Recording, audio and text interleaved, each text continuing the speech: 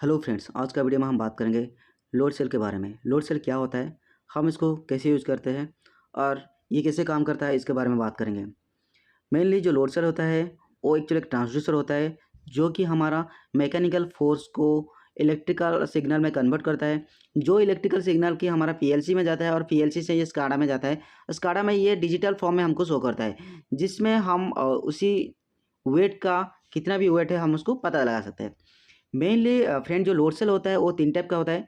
एक होता है हमारा हाइड्रोलिक लोड सेल, दूसरा होता है हमारा न्यूमेटिक लोड सेल और तीसरा होता है हमारा स्ट्रेन गेज टाइप का लोड सेल। ठीक है, ये जो स्ट्रेन गेज टाइप का लोड सेल होता है ये भी बहुत टाइप का होता है, जैसे कि हमारा कंप्रेशन लोड सेल, कंप्रेशर और tension load cell, S beam load cell. इसका नाम से ही पता चलता है एस टाइप का इसका जो स्ट्रक्चर है, इसलिए इसका नाम एस बीम लोड सेल है। उसके बाद ये bending beam load cell, platform and single point load cell, consider load cell, low profile load cell. ये सारे टाइप का लोड सेल को आप इंडस्ट्रियल में यूज़ करते होंगे और आपने इंडस्ट्रियल में देखा भी होगा। अभी बात करते हैं लोड सेल कैसे काम करता है, उसका वर्किंग प्रिंसिपल क्या होता है। फ्रेंड्स, वो ये जो स्ट्रेन गेज टाइप का लोड सेल रहता है वो एक्चुअली क्या होता है ना, उसमें एक स्ट्रेन गेज रहता है। स्ट्रेन गेज जैसे कि आप अब स्क्रीन पे देख पा रहे हैं, ऐसा एक गेज रहता है जो कि गेज मतलब ये कोई प्रेशर गेज टाइप का नहीं है, ये एक कॉइल रहता है।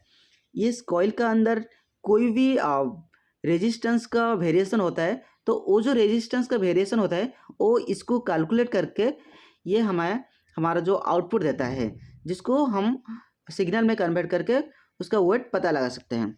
लेकिन यहाँ पर जो हम सिग्नल को कन्वर्ट करते हैं और वो जो अननोन रेजिस्टेंस मिलता है वो एक्चुअली हमारा वेस्टर्न ब्रिज का फार्मूला से कैलकुलेट किया जाता है और काम करता है। वेस्टर्न ब्रिज सर्किट के बारे में और वहाँ पर कैसे कैलकुलेट करते हैं, अगर इसके बारे में आपको पता नहीं है तो इसके रिगार्डिंग मैं पहले से एक वीडियो बना दिया हूँ और जिसका लिंक मैं डिस्क्रिप्शन में भी आपको दे दिया हूँ, आप वहाँ से देख लीजिए। अभी मैं बताता हूँ ये कैसे काम करता है, जो स्ट्रेन गेज कैसे काम करता है। जो स्ट्रेन गेज रहता है, जब इसका ऊपर दबाव आता है तो इसका जो स्ट्रेन गेज में जो कॉइल होता है वो क्या कहता है, एक्सपेंड होता है। ठीक है, और नहीं तो ये छोटा हो जाता है। ठीक है, जब इसमें जो वेरिएशन होता है इसका जो लेंथ और इसका जो एरिया को लेके, तभी यहाँ पर रेजिस्टेंस होता है। पहले से आपको बता देता हूँ कि जो हमारा रेजिस्टेंस को कैलकुलेशन करने के लिए एक फार्मूला है, R equal to rho L divided by A। इसका मतलब रेजिस्टेंस को कैलकुलेट करने के लिए हम किसी भी मटेरियल का लेंथ और एरिया को जानना जरूरी है। उसके साथ साथ जब हमारा लोड सेल का ऊपर कोई भी प्रेशर आता है, क्या कहता है, ये जो लोड सेल में लगा हुआ है स्ट्रेन गेज उसको एक्सपेंड करता है। एक्सपेंड मतलब एक इलास्टिक जैसा उसको खिंचाव करता है।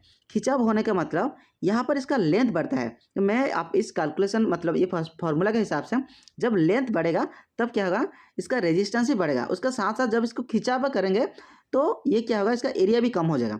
अगर एरिया भी कम होगा तो क्या होगा, इसका रेजिस्टेंस बढ़ेगा। उसी हिसाब से जब लेंथ कम होगा और एरिया बढ़ेगा तभी इसका क्या होगा, रेजिस्टेंस कम होगा। इसी हिसाब से यहाँ वेरी वाला रेजिस्टेंस को हमारा वेस्टर्न ब्रिज सर्किट के हिसाब से कैलकुलेशन किया जाता है।